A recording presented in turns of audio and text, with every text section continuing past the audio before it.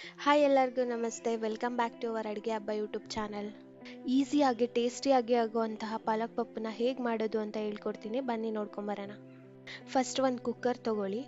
ಕುಕ್ಕರ್ಗೆ ಚೆನ್ನಾಗಿ ತೊಳೆದಿರುವಂತಹ 1 ಕಪ್ ತೊಗರಿಬೇಳೆ ಹಾಗೂ 1 ಕಪ್ ಹೆಸರುಬೇಳೆನ ತೊಗೊಂಡಿದ್ದೀನಿ. ಹಾಗೆ 2 ಮೀಡಿಯಮ್ ಸೈಜ್ ಆಗುವಂತಹ ಈರುಳ್ಳಿ ಮತ್ತು 2 ಟೊಮೊಟೊನ ಕಟ್ ಮಾಡಿ ಹಾಕ್ಕೊಂಡಿದ್ದೀನಿ.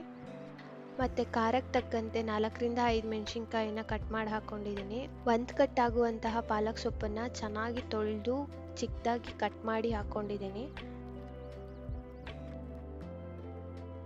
ಹಾಗೆ 1 ಸ್ಪೂನ್ ಆಗೋಷ್ಟು ಎಣ್ಣೆ, 1/4 ಟೀ ಸ್ಪೂನ್ ಆಗೋಷ್ಟು ಅರಿಶಿನ ಪುಡಿ, 2ರಿಂದ 2.5 ಗ್ಲಾಸ್ ಆಗೋಷ್ಟು ನೀರನ್ನ ಸೇರಿಸ್ಕೊತಿದ್ದೀನಿ. ಸೊಪ್ಪು ಹಾಗೆ ಬೇಳೆ ಬೇಯಲಿಕ್ಕೆ ಎಷ್ಟು ನೀರು ಬೇಕೋ ಅಷ್ಟನ್ನು ಸೇರಿಸ್ಕೊಂಡು 2 ವಿಷಲ್ನ ಧಾರಾಳವಾಗಿ ಕೂಗಿಸ್ಕೊಳ್ಳಿ.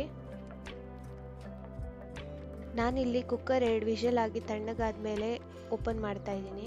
ಬೇಳೆ ಎಲ್ಲ ತುಂಬ ಚೆನ್ನಾಗಿ ಬೆಂದಿದೆ, ನೀವೇ ನೋಡ್ತಿರ್ಬೋದು. ಎಣ್ಣೆ ಹಾಕಿರೋದ್ರಿಂದ ತುಂಬ ಸಾಫ್ಟಾಗಿ ಚೆನ್ನಾಗಿ ಬೆಂದಿದೆ. ಬೆಂದಿರುವಂಥ ಮಿಶ್ರಣನ ಚೆನ್ನಾಗಿ ಸ್ಮ್ಯಾಶ್ ಮಾಡ್ಕೊಳ್ಳಿ. ಇನ್ನೊಂದು ಪಾತ್ರೆಯನ್ನು ತಗೊಂಡು 2 ಸ್ಪೂನ್ ಆಗೋಷ್ಟು ಎಣ್ಣೆನ ಹಾಕ್ಕೊಳ್ಳಿ.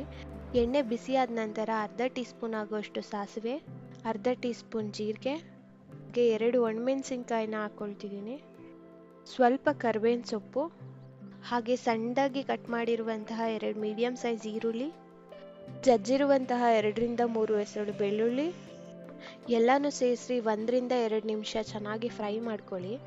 ಈರುಳ್ಳಿ ಎಲ್ಲ ಟ್ರಾನ್ಸ್ಪರೆಂಟ್ ಆದಮೇಲೆ ಮೊದಲೇ ಬೇಯಿಸಿಟ್ಕೊಂಡಿರುವಂತಹ ಪಾಲಕ್ ಮತ್ತು ಬೇಳೆ ಮಿಶ್ರಣನ ಇದಕ್ಕೆ ಸೇರಿಸ್ಕೊಳ್ಳಿ.